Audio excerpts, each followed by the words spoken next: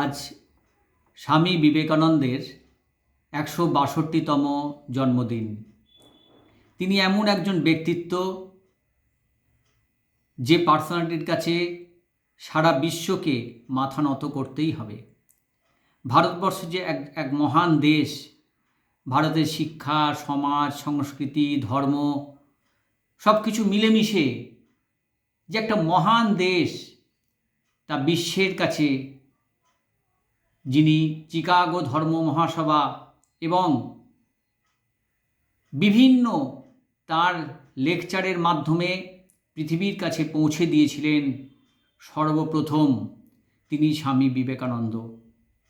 তার উদ্দেশ্যে আমার রচিত একটি কবিতা আজ নিবেদন করলাম। কবিতাটির নাম শাশ্বত নির্ভীক পথিক।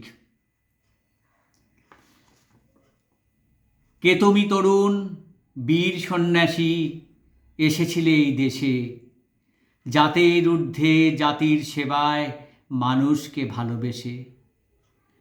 দুদিনের আয়ু মহাপরমায়ু, যুগ থেকে যুগে পার, ধর্ম যেখানে মানবের সেবা, প্রেম ছাড়া কিবার।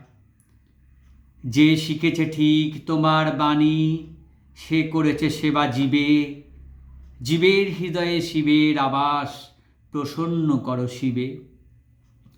নতুন আলোক ছড়ালে আকাশে, পূব থেকে পশ্চিমে, ভুবন ভরালে মহাসঙ্গীতে, মহাপ্রেম নীলে জিনে। স্বল্পায়ু নয় শাশ্বত তুমি, নির্ভীক হে পথিক, জয় জয় স্বামী বিবেকানন্দ, মহামিলনে ঋক।